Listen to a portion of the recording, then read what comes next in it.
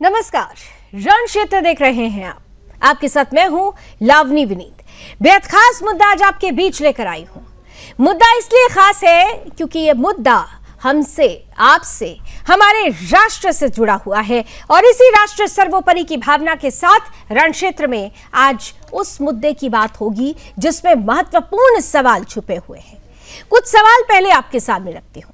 सवाल ये कि क्या आतंक के जनाजे पर अमन की चादर बिछाई जा सकती है? क्या बारूद की गंध के बीच दोस्ती के गुलाब खिल सकते हैं? क्या जिन हाथों से भारत की धरती पर खून बहा हो उन्हीं हाथों से हाथ मिलाने की अपील की जा सकती है? आपका सवाल ना में जवाब देना होगा आपको। आपके इन सभी सवालों के जवाब ना में होंगे। लेकिन देखिए, कुछ ऐसे लोग हैं जो ना तो इन सवालों को समझते हैं, ना सवालों के सार्थक जवाबों को समझते हैं। हम ऐसा क्यों कह रहे हैं, अब आपके सामने रखते हैं। दरअसल एक तरफ भारत जिसने दशकों तक आतंकवाद का दर्द झेला, संसद पर हमला झेला, मुंबई 26/11 हो, पठानकोट हो, उरी हो, पुलवामा हो या फिर पहलगाम, हर बार आतंकवाद और घुसपैठ भारत के लिए चुनौती बना। और कहां से बना? पाकिस्तान से बना। वही पाकिस्तान जिस पर भारत लगातार यह आरोप लगा रहा था, आज भी लगा रहा है कि उसकी धरती पर आतंकी ढांचे भारत विरोधी गतिविधियों के लिए संचालित होते हैं, भारत की सुरक्षा के लिए खतरा बने हुए हैं। दुनिया ने भी कई बार पाकिस्तान से आतंकवाद के खिलाफ ठोस कार्रवाई की अपेक्षा जताई है। लेकिन इन सब के बीच देखिए अब हो क्या रहा है। ज्यादा समय नहीं बीता, अभी 24 घंटे पहले ही, जब कल ही हम और आप इस 6 बजे के कार्यक्रम रण क्षेत्र में जुड़े थे, तो मेरा मुद्दा आपके सामने था कि जो इंडस वाटर ट्रीटी है जिसे भारत ने स्थगित कर रखा है ऑपरेशन सिंदूर के तहत, जो हमारे लिए न्यू नॉर्मल है, उस पर पाकिस्तान ने धमकी दी।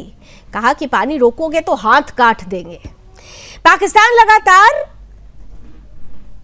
एटॉमिक वेपन की धमकी देता रहा है, परमाणु हथियारों की धमकी देता रहा है।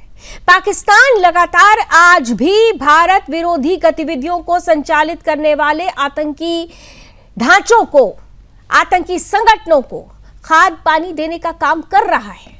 लेकिन कुछ ऐसे लोग हैं जिन्हें ये तस्वीरें नजर नहीं आती और उन्हीं में से कुछ लोगों ने एक लेटर लिखा, एक ओपन लेटर लिखा गया भारत के प्रधानमंत्री नरेंद्र मोदी के लिए और पाकिस्तानी पीएम शहबाज शरीफ के लिए। 117 लोगों की ये चिट्ठी है जिसमें से 66 यानी 66 नाम ये कहा जा रहा है भारत की तरफ से है, 56 लोगों के जो हस्ताक्षर है वो पाकिस्तान की तरफ से है।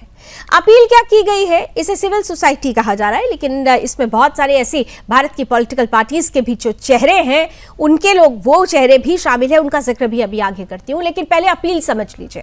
अपील क्या कर रहे हैं कि भारत और पाकिस्तान फिर से बातचीत करें। सवाल ये नहीं है कि शांति कौन नहीं चाहता, सवाल यह है कि शांति की पहली शर्त क्या है। यह शर्त होनी चाहिए कि पहले आतंकवाद का खात्मा हो, उसके बाद किसी तरीके का कोई कनेक्शन हो। लेकिन ये जो अपील करने वाले हैं ये इस बात को नहीं समझते। वो तो कहते हैं कि भारत और पाकिस्तान के बीच पीपल टू पीपल कनेक्ट होना चाहिए, ट्रैक टू डिप्लोमेसी के तहत आगे बढ़ना चाहिए। लेकिन उन्होंने क्या कभी इनसे पूछने की कोशिश की कि क्या आतंक के ढांचे के खात्मे को लेकर पाकिस्तान कोई विश्वास बनाएगा? क्या इन्होंने कभी पाकिस्तान से पूछने की कोशिश की कि क्या सीमा पार से नफरत और हिंसा के जो बीज बोए जाते हैं भारत के खिलाफ, उन बीजों को समूल नष्ट किया जाएगा? यहां पर भारत की नीति वर्षों से स्पष्ट रही है।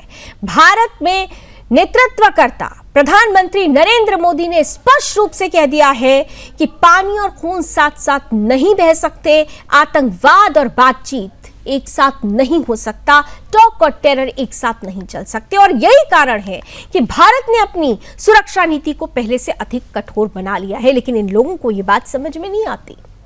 सीमा पार से आने वाले खतरे पर जवाब देने की नीति जो अपनाई है भारत ने, वही भारत का न्यू नॉर्मल है। आतंकवाद के खिलाफ कूटनीतिक, आर्थिक और सुरक्षा तीनों मोर्चों पर दबाव बढ़ाया गया और जिसकी वजह से पाकिस्तान के पसीने छूट गए हैं। आज सवाल उन लोगों से है जिन्होंने ये पत्र लिखा है, उनसे पूछा जाना चाहिए कि क्या आपने पाकिस्तान से पहले यह पूछा कि भारत के खिलाफ आतंकी ढांचे कब खत्म होंगे? क्या आपने ये पूछा कि सीमा पार से हिंसा के आरोपों पर ठोस कार्रवाई आखिर कब होगी?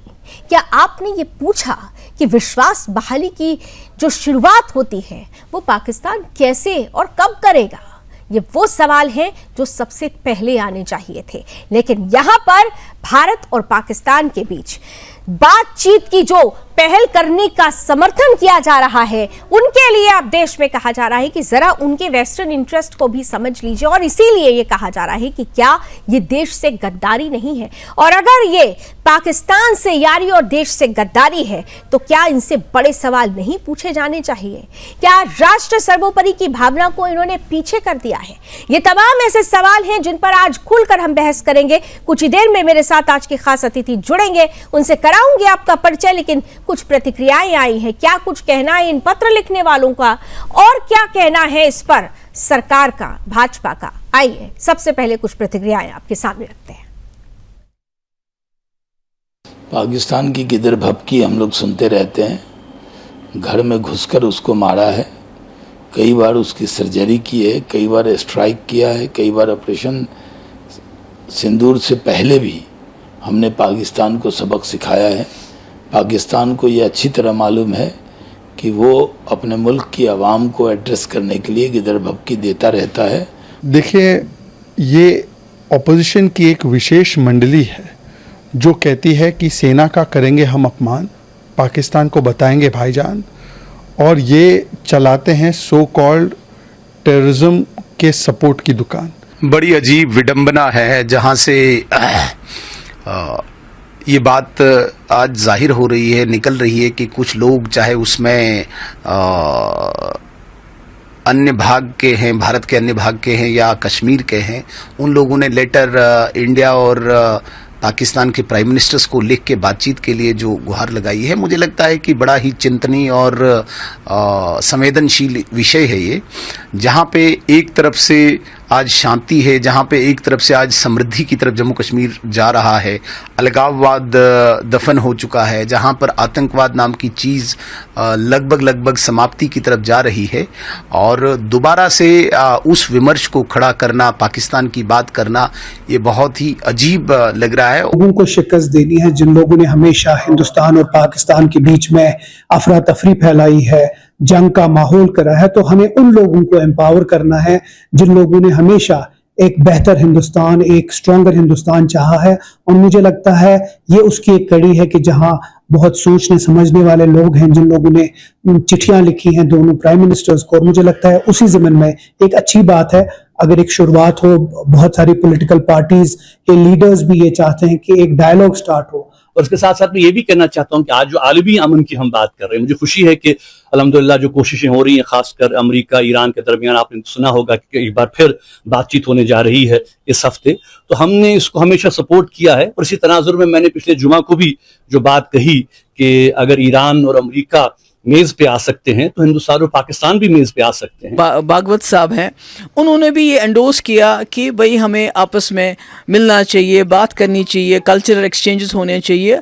जो वाजपेयी जी की पॉलिसी थी कि आप दोस्त बदल सकते हैं, आप हमसाया नहीं बदल सकते। तो मैं देखिए, सबसे पहले जो लिखने वाले हैं भारत की तरफ से और पाकिस्तान की तरफ से, पाकिस्तान की तरफ से तो कुछ रिटायर्ड लोग हैं, लेकिन पाकिस्तान सरकार की तरफ से कोई नुमाइंदा नहीं है। ये अच्छी डेवलपमेंट है और हम एंडोर्स करते हैं उनकी इस अपील को।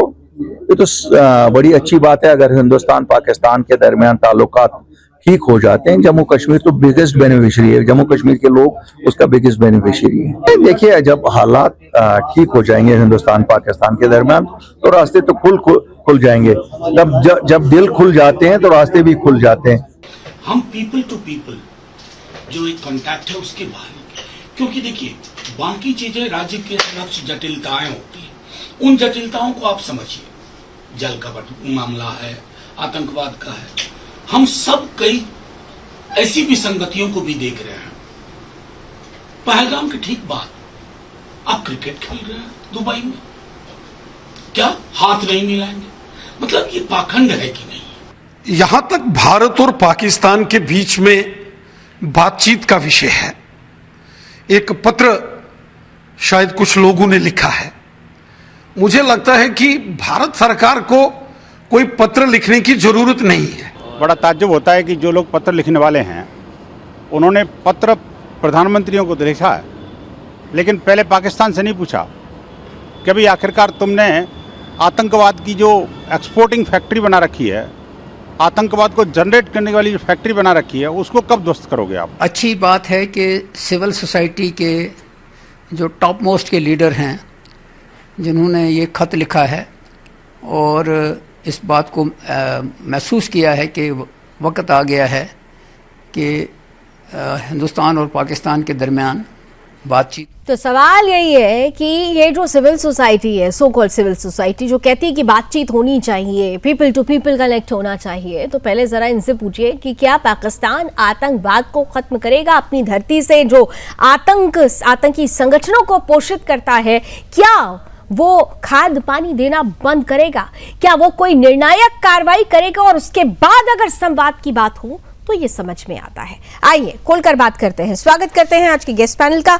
हमारे साथ भारतीय जनता पार्टी का पक्ष रखने के लिए प्रोफेसर विदु रावल साहब आ चुके हैं, साथ ही साथ कांग्रेस का पक्ष रखेंगे वाचस्पति द्विवेदी जी, आरजेडी से हमारे साथ मधु मंजरी जी जुड़ रही हैं और देश के जाने माने डिफेंस एक्सपर्ट हैं रिटायर्ड कर्नल शालीन सिंह सर भी जुड़ चुके हैं और जाने माने पॉलिटिकल एक्सपर्ट अनिल गर्ग साहब भी हमारे साथ आ चुके हैं। आप सभी का बहुत बहुत स्वागत है।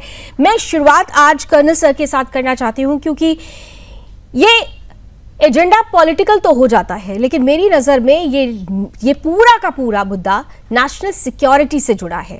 और कर्नल शालीन जी, जब ये civil society, so called civil society letter लिखती है, तो कभी इन्होंने सोचा कि जिस देश से बात करने की पहल ये करने की कोशिश कर रहे हैं, वहां से तो धमकियां आती हैं कि हाथ काट दिए जाएंगे।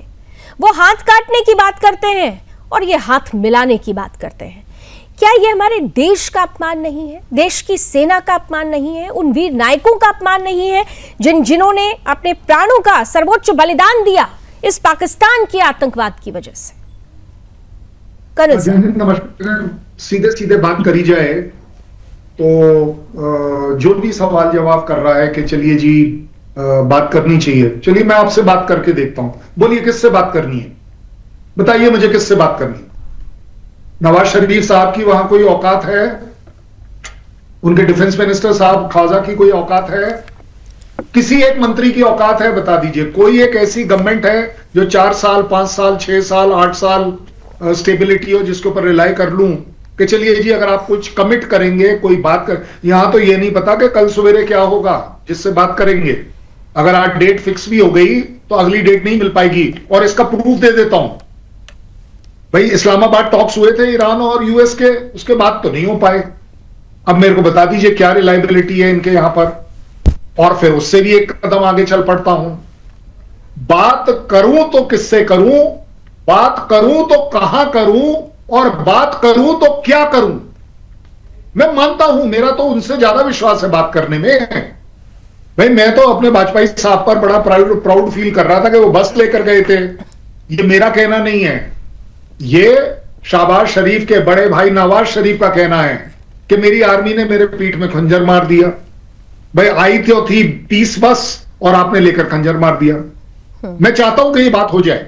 आईएसआई को बोलिए कमिट कर दे, मुल्ला मुनीर साहब को कहिए कि वो कमिट कर दें, एक माहौल बना दें कि सईद को और मसूद को हैंडओवर कर दें, उनको प्रोसिक्यूट कर दें। वो जो 18 यूएन डेजिग्नेटेड टेररिस्ट हैं उनको पाकिस्तान कंडेम कर दे। मैं एक्शन लेने को नहीं बोल रहा हूं, माहौल बनना चाहिए ना। और किसी ने अगर कहा है और कोट किया है तो उसको ये नहीं रियलाइज हो रहा है कि मैडम साहिबा मुफ्ती क्या आप इस बातचीत की जिम्मेदारी लेंगी? अगर आपकी कोई मतलब गलत वर्ड कह रहा हूं हैसियत है जेएनके में, तो आप तो अपना इलेक्शन तक नहीं जीत पाती, आप मुझे कब से रिप्रेजेंट करने लगी? और उससे भी बड़ी बात, मेरा सवाल आप सबसे है, बातचीत में करने को तैयार हूं। ये 117 लोग एक टेबल पर आए कैसे? ये तरीका क्या था जिसमें आप 117 लोग 16 लोग इकट्ठे आ गए? Who is behind this? मैं जानना चाहता हूं। और सबसे बड़ी बात, अभी आपने कहा कि वो तो बिलावल साहब तो कह रहे हैं कि मैं तो न्यूक्लियर बॉम्ब के ऑप्शन की बातें कर रहा हूं। दूसरा बोलता है मैं हाथ काटने की बातें कर रहा हूं। बहुत अच्छा माहौल बना रहे हैं वो, लड़ाई की बात चल रही है। सो अगर माहौल आपका यही है और आपका विश्वास इसी तरह के काम करने में है, तो अनफॉर्चुनेटली मुझे यह कहना पड़ेगा, हालांकि मैं चाहूंगा बात हो जाए, अनफॉर्चुनेटली मुझे याद करना पड़ेगा कि आजकल आपको ये लैंग्वेज समझ बड़ी अच्छी आ रही है जब आपकी पिटाई होती है। आपको सिंदूर के बाद से काफी कुछ समझ आने लगा है। हाँ, और शायद दैट मीन्स जी प्लीज कंप्लीट कर लीजिए, 20 सेकेंड्स आप कंप्लीट कर रहे थे। मेरा लास्ट सेंटेंस यही होगा, पाकिस्तान से बात जरूर होनी चाहिए, लेकिन उस लैंग्वेज में होनी चाहिए जो वो समझेगा, समझता है। अब ये आप डिसाइड कर लीजिए कि क्या लातों के भूत बातों से नहीं मानते, और हमारी तो फिलॉसफी भी यही रही है कि भय बिन होत ना प्रीत। मुझे याद है एयर मार्शल साहब ए के भारती जी ने भी इसका जिक्र किया था ऑपरेशन सिंदूर के दौरान। लेकिन ये बात ये 117 लोगों को समझ में नहीं आती, और खासतौर से मैं पाकिस्तान के लोगों को नहीं जानती। मैं भारत के लोगों को जो सो कॉल्ड अपने आप को राष्ट्रवादी भारतीय कहते हैं, मैं उनसे पूछना चाहती हूँ कि आखिर ये जो डिप्लोमेसी, ये सो कॉल्ड सिविल सोसाइटी की जो डिप्लोमेसी है, उस डिप्लोमेसी में नेशन कहाँ है? आतंकवाद पर निर्णायक कार्रवाई का सवाल कहाँ है? और ऐसे में विधु रावल जी, सबसे बड़ा सवाल तो यही है कि सरकार, प्रधानमंत्री को लेटर लिखा गया और ये track two diplomacy, colonel sir ने बिल्कुल सही कहा कि आखिर इसकी शुरुआत हुई कहां से, और हुई भी तो ये शुरुआत है या फिर एक बार फिर से उस एजेंडे को हवा देने की कोशिश हो रही है जिसमें सिर्फ और सिर्फ छल छिपा हुआ है, विश्वासघात छिपा हुआ है और अपना वेस्टर्न इंटरेस्ट छिपा हुआ है। भारत या भारत के लोग इसमें नहीं है। रावल साहब। लावनी जी, आपको नमस्कार, और आपके माध्यम से सुदर्शन न्यूज देख रहे सभी दर्शकों को और हमारे जो साथी पैनलिस्ट हैं, कर्नल साहब समेत सभी को नमस्ते। देखिए, भारत और पाकिस्तान आपस में नेबरर्स हैं। अटल जी ने कहा था कि we can choose your friends but we can not choose our neighbours. हमारे ये एक रियलिटी है कि पाकिस्तान भारत का पड़ोसी है, लेकिन एक और रियलिटी है कि जितनी बार भी भारत ने पाकिस्तान के साथ दोस्ती का हाथ बढ़ाया है, हर बार भारत को धोखा मिला है। हर बार भारत को उसके बदले रिटेलिएशन में एक इस प्रकार का सबक मिला है जिसने भारत को इस विश्वास को पुरजोर पुख्ता किया है कि पाकिस्तान भारत का दोस्त नहीं हो सकता। देखिए, बहुत दूर जाने की आवश्यकता नहीं है। पाकिस्तान का अस्तित्व ही भारत विरोध पर बना था, क्योंकि जिन्ना के अनुसार मुसलमान भारतीयों के साथ नहीं रह सकते। मैं हिंदू के बजाय भारतीय इस्तेमाल कर रहा हूं, इसलिए उन्हें एक अलग देश चाहिए, इसलिए पाकिस्तान बना था। भारत से दोस्ती नहीं रख सकते, इसलिए पाकिस्तान बना था। The existence of Pakistan is based on the theory कि हिंदू और मुस्लिम इकट्ठे नहीं रह सकते। भारत इससे अलग बात करता है। भारत कहता है कि हम हिंदू मुस्लिम इकट्ठे रह सकते हैं, लेकिन हमारे इस बिलीफ को जो पाकिस्तान के अंदर जो अवाम जा चुकी है, उसने निरंतर, और उसके सियासतदानों ने, उनकी सेना ने लगातार इसको धक्का दिया है। अब ये जो लोग जो चिट्ठी लिखने वाले हैं, ये यूजुअल सस्पेक्ट्स हैं। ये ऐसे लोग हैं जिनके बारे में बार बार चर्चा नहीं करने की आवश्यकता, ये लोग जानते हैं हम सब लोग। क्या ये किसी के लिए सरप्राइज है कि महबूबा मुफ्ती जो कहती थी कि खून की नदियां बह जाएंगी कश्मीर में अगर 370 तोड़ दिया, तो वो आज पाकिस्तान की बात कह रही है। जो बुरहान वानी को अमन का फरिश्ता बताती थी, घाटी का सबसे बड़ा सिपह सलार बताती थी। या ये हमारे लिए हैरानी की बात है कि मीरवाइज उमर फारूक जो है, जो प्रो पाकिस्तान एलिमेंट रहे हैं, हर पाकिस्तान की तरफ से आए हुए हर बम का जिन्होंने स्वागत किया, इस्तकबाल किया है, या यूं कहें कि महबूबा मुफ्ती के अलावा जो मणिशंकर अय्यर हैं, जो खुद कह चुके हैं कि मुझे भारत में जितनी नफरत मिलती है उससे ज्यादा मुझे प्यार जो है पाकिस्तान में मिला है। ये उन्होंने, मणिशंकर ने तो यहां तक भी पाकिस्तानियों को जाकर कहा है कि मेरी मदद करो, हमसे मोदी नहीं हट रहे हैं, आकर हमारी मदद करो ताकि मोदी को हटा दिया जाए। ये वो लोग हैं। मैं एएस दौलत के बारे में ज्यादा नहीं बोलना चाहता हूँ, एक ऑफिसर रहे, हालांकि उनकी किताबें जो हैं भारत के किन ऑपरेशंस को रिवील कर चुकी है, उस पर ज्यादा चर्चा करना मेरे लिए उपयुक्त नहीं रहेगा, और लोग हैं पैनल में इस पर चर्चा करने के लिए। लेकिन फारूक अब्दुल्ला जैसे लोग, जिनके पिताजी शेख अब्दुल्ला के कारण हिंदुस्तानियों का खून बहा है, ये सब यूजुअल सस्पेक्ट्स हैं। लेकिन आज इनकी चर्चा क्यों करें? आज पाकिस्तान की चर्चा होनी चाहिए। और बिल्कुल ठीक कर्नल साहब ने एक टोन सेट कर दिया इस डिबेट की।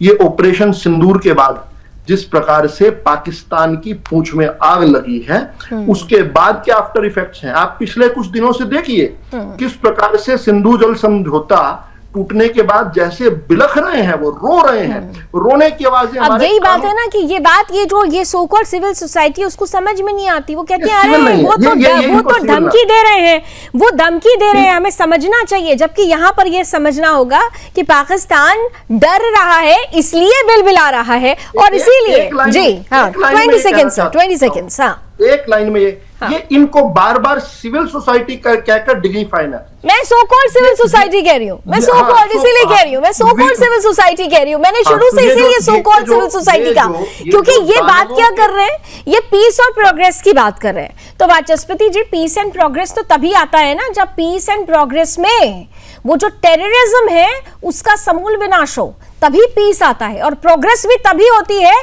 जब उसमें विश्वास आता है, एक कॉन्फिडेंस तभी बिल्डअप होता है। लेकिन यहां ये नहीं है। वो जो आपके लोग एग्जाम्पल दे रहे हैं, जिन्होंने पत्र लिखा कि भाई ईरान और अमेरिका आमने सामने आ सकता है, तो भारत और पाकिस्तान क्यों नहीं? दोनों की परिस्थितियों में बहुत बड़ा डिफरेंस है। और कर्नल सर ने एक बहुत स्टेटमेंट क्लियर कर दिया था कि वहां पर भी भरोसा नहीं था, यहां पर भी भरोसा नहीं है। तो जब भरोसा ही नहीं है तो फिर संवाद क्यों चाहिए? वाचस्पति जी। लावनी जी नमस्कार, विदु रावल जी नमस्कार, कर्नल शरण सिंह जी को भी नमस्कार, और प्रवक्ता जो हमारे आरजेडी की कुशवाहा बहन जी हैं उनको भी नमस्कार, और अनिल गर्ग जी को नमस्कार। बिल्कुल नहीं होना चाहिए। पाकिस्तान हमारा कभी भी रिलायबल पार्टनर नहीं, हमारा ममालिक जो है हमारा बगल का, वो कभी भी ट्रस्टेबल नहीं रहा। जब भी हमने उससे शांति वार्ता की, जब भी हमने उसके साथ संबंध मधुर बनाने की कोशिश की, हमेशा हमें फरेब मिला, हमेशा हमें धोखा मिला। चाहे वो जनरल जिया उल हक रहे हैं, चाहे उसके पहले की स्थितियां रही हूं, चाहे 62 की स्थितियां रही हूं, जब भी हमने उनके साथ बहबूदी, तरक्की, इखलाक, प्यार, मोहब्बत, खुलूस की बात की, हमेशा खंजर मिला है। और ये बात सही है, बिल्कुल नहीं करना चाहिए। जिन लोगों ने इसकी बात की है, पहले पाकिस्तान के जो सिविल सोसाइटीज के लोग हैं उनको प्रपोजल आना चाहिए। आप प्रपोजल वाचस्पति जी एक चीज पूछूं मैं, आप कांग्रेस के प्रवक्ता है ना, मैं कंफर्म कर रही हूं दोबारा इस चीज को कि आप कांग्रेस में हैं ना अभी? मैं इसलिए पूछ रही हूँ, शायद आपको ये बात थोड़ी अजीब लगेगी, लेकिन मैं पूछ इसलिए रही हूँ क्योंकि आपके यहाँ तो आपके जो मास्टर हैं वो तो पोस्टर बॉय बनते हैं पाकिस्तान की मीडिया में, पाकिस्तान की राजनीति में, सेना में वो पोस्टर बॉय बनते हैं।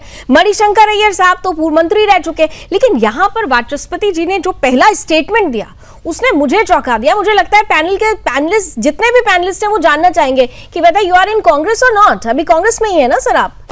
या ये वो सच है जो कांग्रेस के ऊंचे लोगों को सुनना और समझना चाहिए, जिनको शायद अभी तक ये बात समझ में नहीं आई है? आप उन्हें आईना दिखा रहे हैं। देखिए मणिशंकर जी देखिए Manishankar ji is not a part of Congress, और उन्होंने कांग्रेस का जितना नुकसान किया है उतना शायद ही किसी ने किया हो। वो कांग्रेस की इंटीग्रल कभी रहे होंगे, और जब भी उन्होंने किया ऐसे बयानात दे दिए, जब भी चुनाव नजदीक आया उन्होंने कांग्रेस का हमेशा नुकसान करने की कोशिश नहीं रहे, लेकिन कभी भी उनके खिलाफ जब उन्होंने बयान दिया तो कांग्रेस खुलकर नहीं उतरी, मौन समर्थन भी दिया गया। ये भी एक सच्चाई है। बहरहाल हाँ, प्लीज कंटिन्यू बताइए। मेरा मानना है कि जो आप सो कॉल्ड सिविल सोसाइटीज कह रहे हैं, या सिविल सोसाइटी जो भी आप उसको जुबान दे, जो भी आप उसको शब्द कहें, मेरा मानना है कि प्रधानमंत्री जी को ये ऑफर स्वीकार नहीं करनी चाहिए, चाहे कोई कह रहा हो, क्योंकि इसकी कोई गारंटी नहीं है कि हम उनसे पीस टॉक कर लें, हम मैन टू मैन बात कर लें, उससे कोई फर्क पड़ने वाला, मोस्ट फेवर्ड नेशंस का भी हम उन्हें रुतबा दे दें, लेकिन उससे कोई फर्क इसलिए नहीं पड़ा कि हमारा पास्ट हिस्ट्री, हमारा विगत 47 से लेकर अब तक हमने हमेशा नुकसान खाया है। कभी उन्होंने हमारे साथ, चलिए कम से कम वाचस्पति जी ने ये एक्सेप्ट तो कर दिया है, एक्सेप्ट तो किया कि नहीं ऐसा कुछ नहीं होना चाहिए, लेकिन क्या पूरी कांग्रेस इसे मानती है? नहीं। बहरहाल आरजेडी से, क्योंकि मनोज झा जी ने भी साइन किया, यहाँ पर मंजरी जी मैं आपके पास आ रही हूँ, मधु मंजरी जी, क्यों पीपल टू पीपल कनेक्ट चाहिए आप लोगों को? जब आतंकवाद को पोषित कर रहा है पाकिस्तान, तो क्यों चाहिए पीपल टू पीपल कनेक्ट? क्यों संवाद? क्यों नहीं पहले आतंकवाद पर निर्णायक कार्रवाई? मधु जी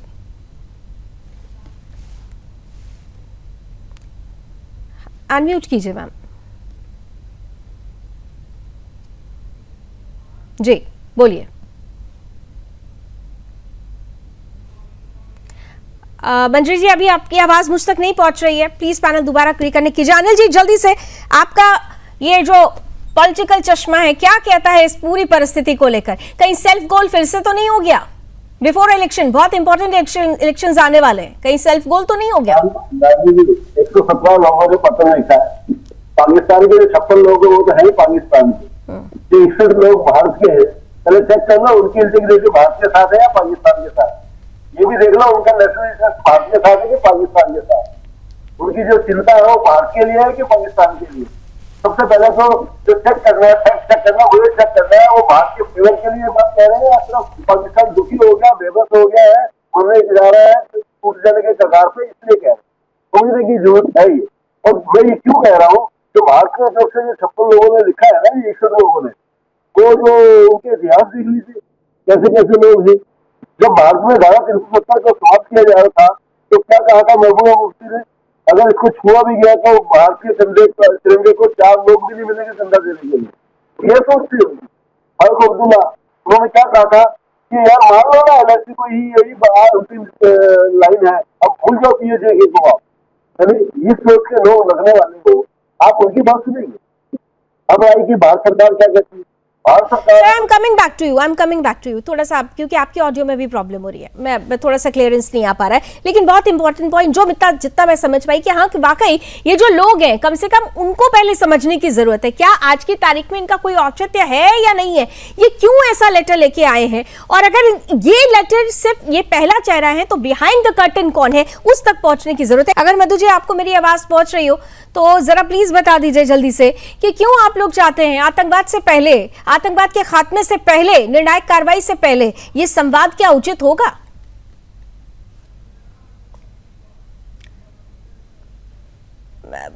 मधु मंजरी जी, आप शायद अपनी डिवाइस को अनम्यूट नहीं कर रही हैं, आप प्लीज अनम्यूट कीजिए। पहले भी आपकी आवाज नहीं आ रही थी, अभी भी नहीं आ रही है। हाँ प्लीज प्लीज। हाँ प्लीज। अवनी जी देखिए, संवाद का मतलब ये नहीं है कि हम झुक जाए, नतमस्तक हो जाए या कुछ भी इस तरह की कोई बात है। संवाद का मतलब ये होता है कि दो देशों के बीच में बात हो सकती है, बात की जा सकती है। बात करने का मतलब ये नहीं है कि उनके शर्तों पे बात करें, बात करने का मतलब ये होता है कि हम अपनी शर्तों पे भी बात कर सकते हैं। और जहां तक बात करने तो हमारी शर्त है ना, हमने तो शर्त रख दी, हमने शर्त रख दी कि भाई आतंकवाद का खात्मा करो, हम बात करने को तैयार है, हो गई पहली शर्त। लावनी जी, यही शर्त है। बोला गया कि उनके शर्तों पे हम बात करेंगे, बात करने की बात की गई है, ना कि उनके शर्तों पे बात करने की बात करी गई। और जिस तरह से बात कर रहे हैं तो आदरणीय इंदिरा गांधी के टाइम पे भी पाकिस्तान का 2 भाग हुआ था, लाहौर तक हमारी सेना गई थी, हम सेना पे प्राउड करते हैं, कल भी करते थे, आज भी करते और आगे भी करते रहेंगे। लेकिन बात करने का मतलब जिसको आप गलत तरीके से परोस रही हैं, इसकी सो कॉल्ड और इस तरह की जो बात कर रहे हैं, तो ये बात जो कहना गलत है। बात करने का मतलब है ऐसा होता तो प्रधानमंत्री जी कभी बिरयानी खाने नहीं जाते पाकिस्तान। और जो लगातार जो नहीं, ऑपरेशन सिंदूर के बाद भी हमारे देश में 2 देशों के बीच में क्रिकेट मैच होता है, उस पर भी बात कर सकते हैं। लेकिन लावनी जी अगर बात को सिर्फ इस तरह से बोल रहे हैं कि ना, मतलब ये सो कॉज, आप जो सो कॉल क्या बोलते हैं, मतलब ऐसा नहीं है कि अगर कोई पाकिस्तान से बात करने की बात हो रही है तो हम उनके शर्तों पे बात करें, हम अपने शर्तों पे। तो इसमें शर्त का जिक्र किया गया है क्या?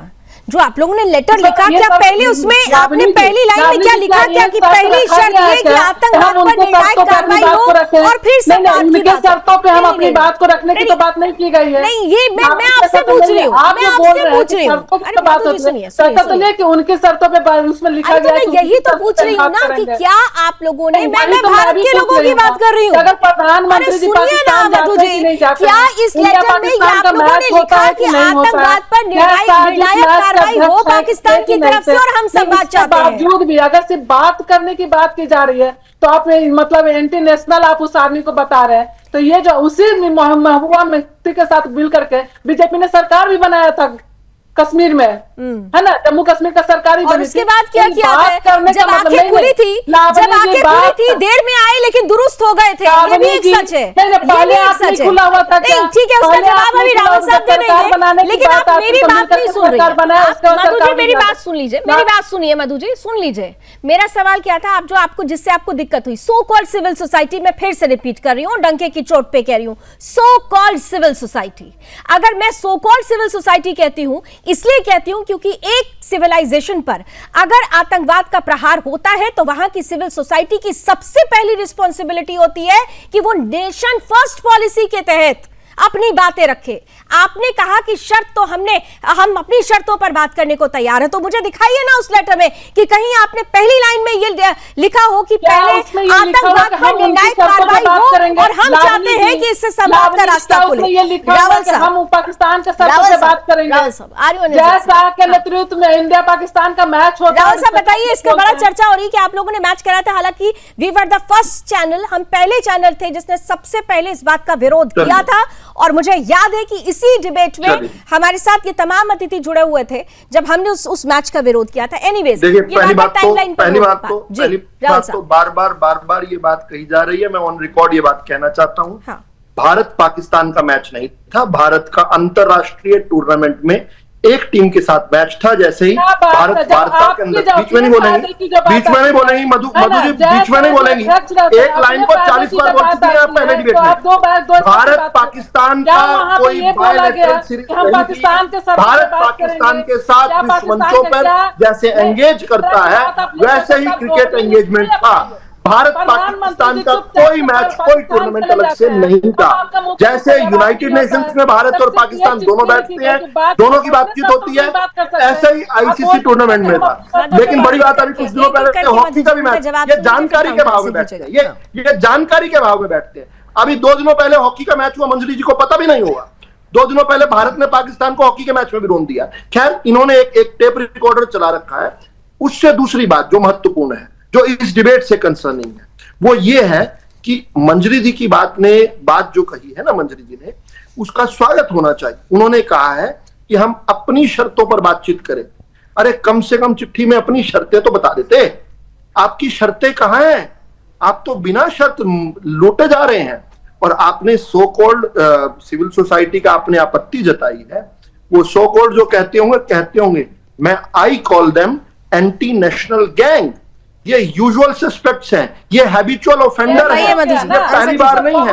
भारत की सेना के खिलाफ कुछ दिनों पहले यही व्यक्ति मनोज झा भारत की सेना के खिलाफ एक प्रेस कॉन्फ्रेंस कर रहा था। बाद में पता चला वो तथ्यहीन की बातें सारी। ये वही मनोज झा है जो भारत के अंदर अशांति फैलाने वाली ताकतों के साथ हमेशा खड़ा रहा है, जो ऑपरेशन सिंदूर को धता बताता रहा है, जिसने भारत की सैन्य कार्रवाइयों के ऊपर हमेशा सवाल खड़े किए हैं। ये यूजुअल सस्पेक्ट्स हैं, ये हैबिचुअल ऑफेंडर हैं, ये सीरियल ऑफेंडर हैं। आप कहिए इनको बेशक। अरे मंजरी जी, रक्षा मंत्री देश के होते हैं, these are uncivilized, uncouth people, pro Pakistan people जो भारत की खाते हैं और पाकिस्तान की यही सबसे बड़ी, ये सबसे बड़ी समझने की बात है। ये समझने की बात है। कर्नल सर के पास जल्दी से जाके फिर रणनीति के पास जाती हूँ। एक सेकंड, ठीक है, नमक हराम है। All right. ये पाक प्रेमी गैंग, ये वर्ड, ये इनफैक्ट सोशल मीडिया पर भी जो राष्ट्र को समझ रहे हैं, कर्नल सर आपके पास आ रही हूँ, ये राष्ट्र विरोधी गैंग इन्हें कहा जा रहा है।